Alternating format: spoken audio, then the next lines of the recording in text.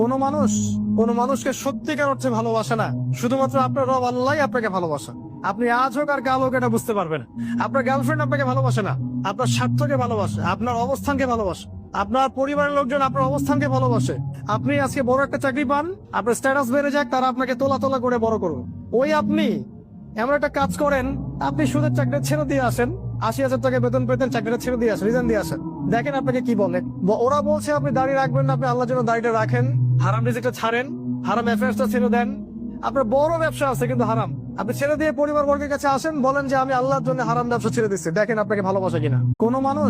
কোনো মানুষকে সত্যিকার অর্থে ভালোবাসে না, শুধুমাত্র আপনার রব আল্লাহই আপনাকে ভালোবাসে। আপনি আজ হোক আর কাল হোক এটা বুঝতে পারবেন। আপনার গার্লফ্রেন্ড আপনাকে ভালোবাসে না, আপনার স্বার্থকে ভালোবাসে, আপনার অবস্থানকে ভালোবাসে, আপনার পরিবারের লোকজন আপনার অবস্থানকে ভালোবাসে। আপনি আজকে বড় একটা চাকরি পান, আপনার স্ট্যাটাস বেড়ে যাক, তারা আপনাকে তোলা তোলা করে বড় করুন। ওই আপনি এমন একটা কাজ করেন, আপনি সুদের চাকরি ছেড়ে দিয়ে আসেন, ৮০,০০০ টাকা বেতন পেতেন, চাকরিটা ছেড়ে দিয়ে আসেন, রিজাইন দিয়ে আসেন। দেখেন আপনাকে কি বলে। ওরা বলছে আপনি দাড়ি রাখবেন না, আপনি আল্লাহর জন্য দাড়িটা রাখেন, হারাম রিজিকটা ছাড়েন, হারাম অ্যাফেয়ার্সটা ছেড়ে দেন।